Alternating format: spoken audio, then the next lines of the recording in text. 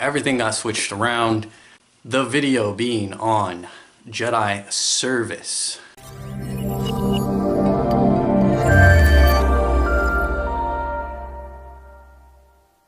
Today's video is going to be answering a question. One of the 5 goals of the Jedi Circle is service.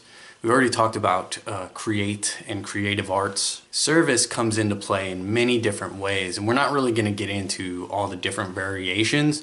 We're going to talk specifically how can a Jedi be of service in times of crisis. And something happened last night, the Las Vegas shooting, which actually directly impacts or really relates to the video that I was going to do on Friday. So I decided to kind of take another shot at that video and answer that question.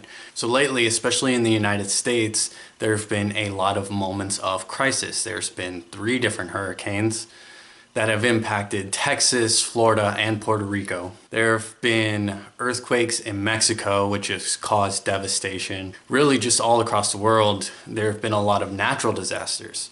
But there also have been man-made disasters as well, such as the terrorist attack that happened in London not too long ago, as well as the attack that happened in Las Vegas last night. Oftentimes the question does arise, as a Jedi, how can I help? Well, Jedi are pretty spread out. Not all of us live in these areas, so there's going to be different ways that different people can help. So let's start with the most simple way that you can help. And say you're not local, you're not in that area, and you're not in that event, right? You're not there when it happens, you're not around afterwards. So how can you help now that everything's been done and you don't live anywhere close? In situations such as shootings, terrorist attacks, or things like earthquakes, tornadoes, there are often injuries that require blood transfusion. So donating blood can be a great way to help out. And there's often a lot of local donation centers that you can go to. Of course, the Red Cross has many different blood donation centers that you can go to. And these are vital. These are very vital to any kind of crisis that's going on. Blood transfusions really do help. And if you're not donating regularly, which you should be, Jedi, you should be. If you are able to donate blood, you should be donating blood. It's not a long process, and it is a great way to help out. There is never enough. There is never enough. Especially if you have a rare blood type, you need to get out there and help out. But in these situations, obviously, Vegas in particular, you have over 500 people injured that are in the hospital right now, that are in need of medical care and are looking for blood transfusions and things of that nature. So donating blood is actually one of the more practical and applicable ways that you can help out in any kind of crisis in that situation. There's also, if you're in the place to do so, donating money. This is why we consider financial wellness a core part of being a Jedi as well. You want to be in a position to be able to help people, and financially is one of the easier ways, and yet again one of the more practical ways that you can help out. Now, a lot of people have questions on charities, like who can you donate in regards to that, and people are a little skeptical of big organizations such as the Red Cross and UNICEF because they have these high overheads. And the reason they have these high overheads is because they're very large international organizations which have to do a lot of paperwork. They have a lot of logistics going on. There's a lot of costs involved in moving supplies and things of that nature. It's very expensive, and the people who run it get a very healthy paycheck out of doing so. And a lot of people feel, since not all of their money goes to the donation but goes to the running of the organization, they have an issue with that. Now, if that's the case, if you're just not sure if you should be donating to the Red Cross or UNICEF, now those organizations, they do good work, right? But people also take issue with the fact that just because you donate to the Red Cross doesn't mean it's going to that disaster, right? So say in the wake of Hurricane Irma, you donated to the Red Cross. It doesn't mean your money's actually going to those hurricane victims. It just means it's going to the overall pool that Red Cross has, and they'll use the money as they need. Now again, some people are fine with this, some people are fine with the overhead, and that's fine. You can donate to them, you know the money's going somewhere, so it's a question of doing your research, being knowledgeable on knowing where to donate. Now, if you want something to impact locally, then do your research and pick local organizations such as local animal shelters, local homeless shelters, local food banks.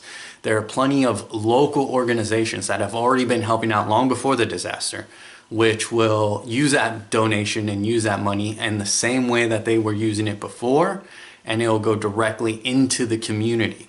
Donating locally, and again, you want to be sure that you're working with an organization that has a reputation, that has been around, that you know where exactly the money's going and how it impacts the community.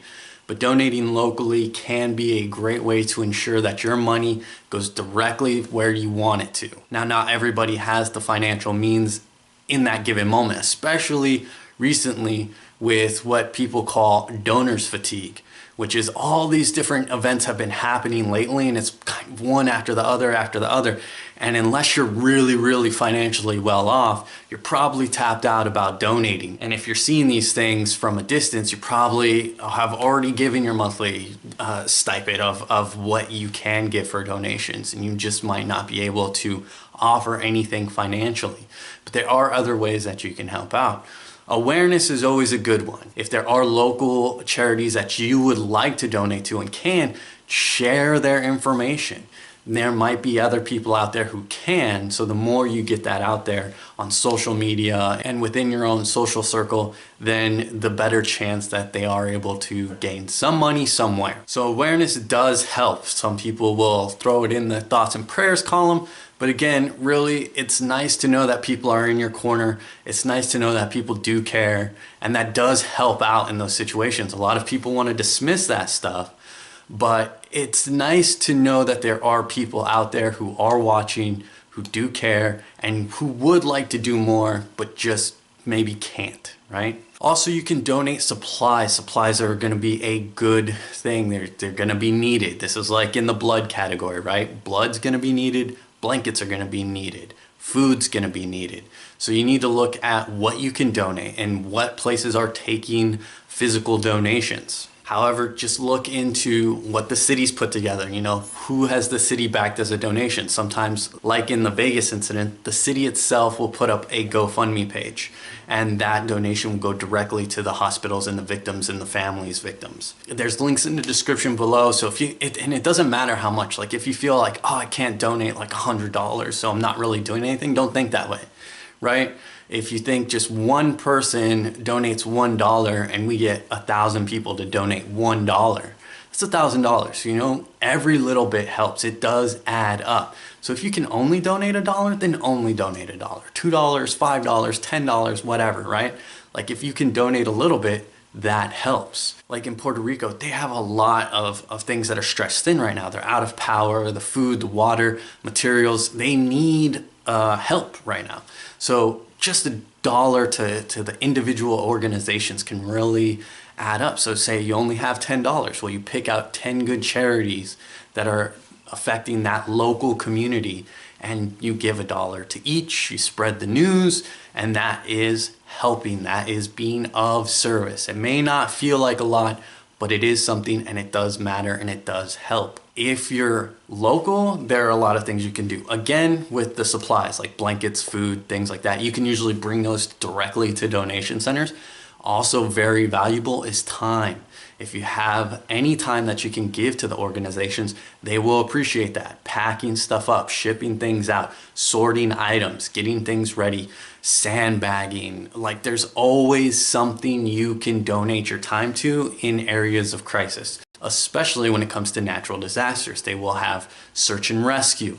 They will have cleanup crews. They will have all sorts of different ways that you can be able to help. Now, you do have to take into consideration that it is a dangerous place. But again, if you have the means, if you have the time, that is a way you can get involved. You can go out there, you can help. You just have to look at where you can go, what places are looking for help. Usually, again, local places that are already established, such as local food banks, local animal shelters. Again, all these places that are already a part of helping the community, they will be active and they will be looking for volunteers, and they could use your help. All right, everybody, thank you for watching. The videos, I have a couple lined up already, just waiting to be uploaded. You know where the buttons are. You can like, dislike, subscribe, unsubscribe, hit the bell notification, block, ban, whatever. Whatever makes you happy. May the force be with you.